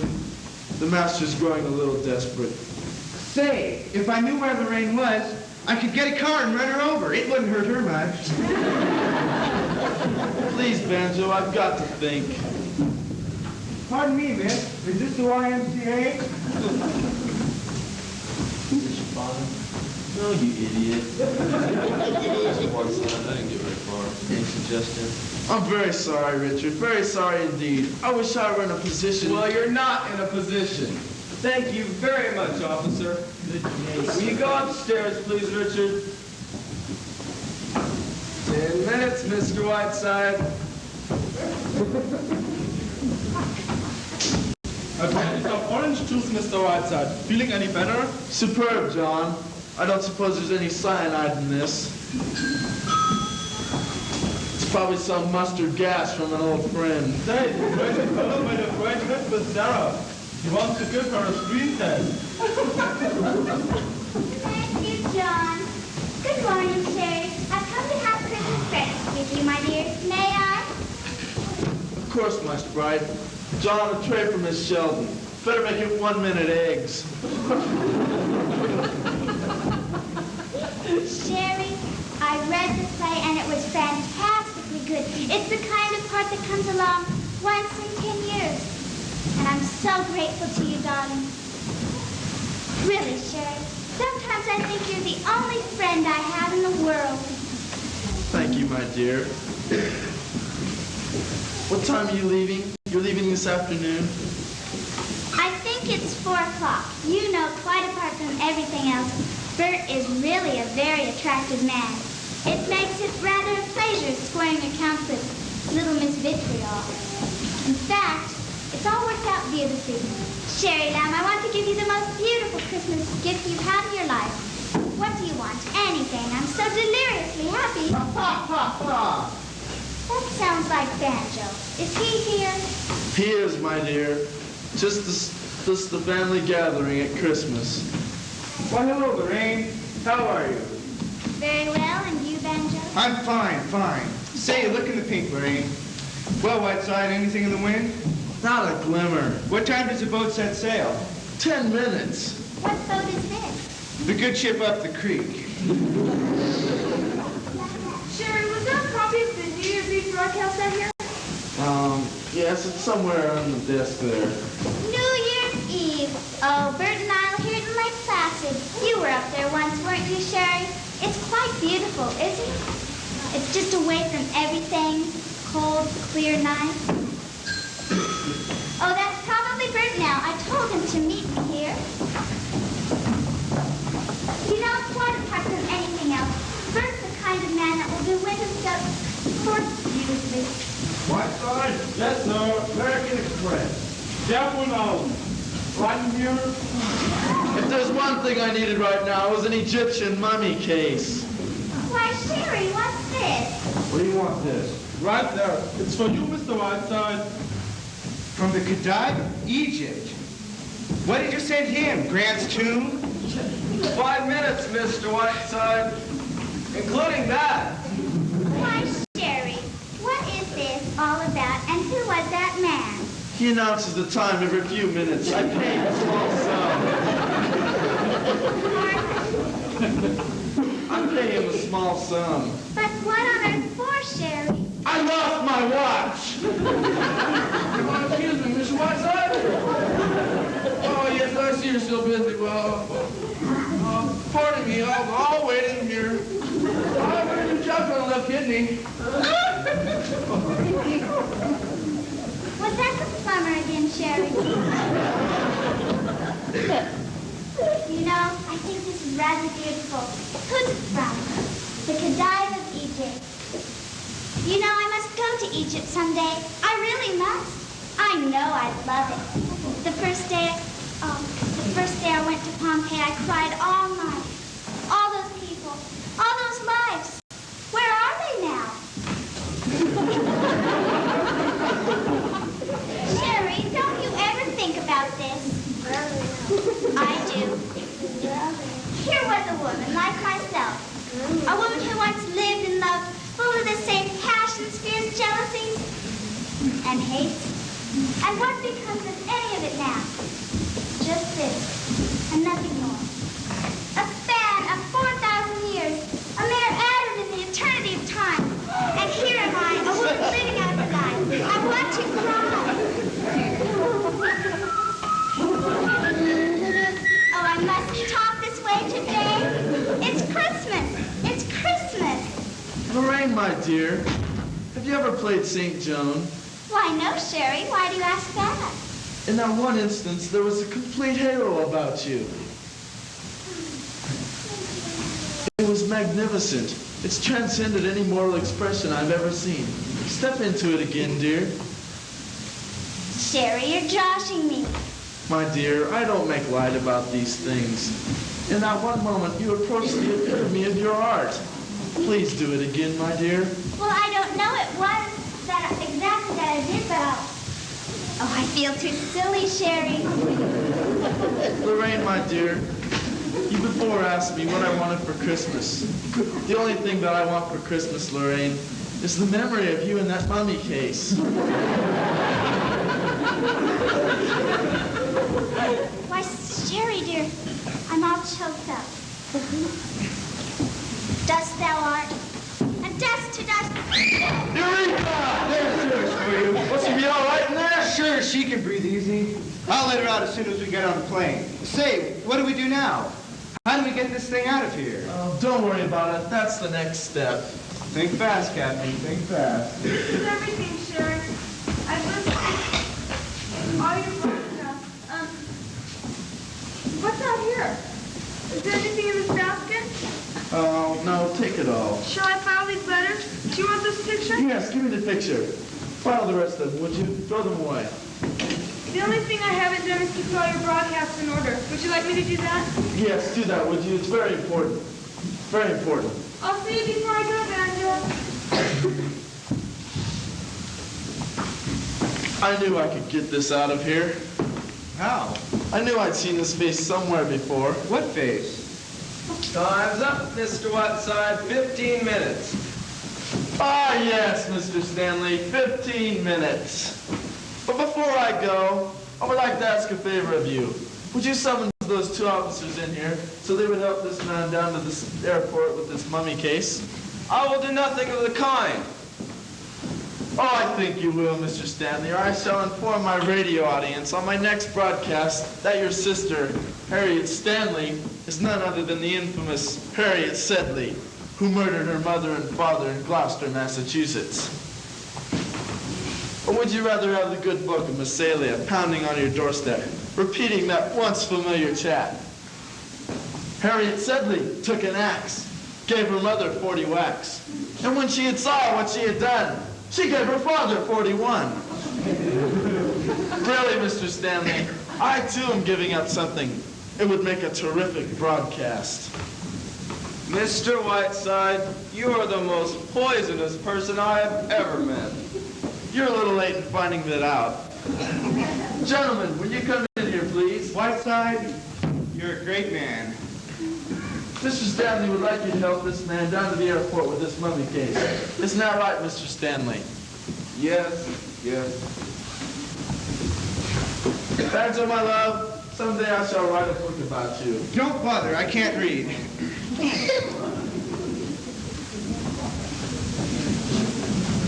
Goodbye, Maggie. Love conquers all. Don't drop that case, boys. It contains an antique. Sherry! Sherry, was that? It was, my dear. Oh, a little Christmas present for my magpie. Sherry, you old reprobate. Shut up, rat girl. My hat and coat. I'm off for New York. You're leaving, Sherry? Don't argue with me. Go get it. Yes, Mr. Whiteside. Mr. Whiteside, I want to apologize. Say, Don't worry about it, Jefferson. I'm taking your play to Catherine Cornell. Miss Shelton had to leave town unexpectedly on a steamer. Maggie will explain everything. Maggie.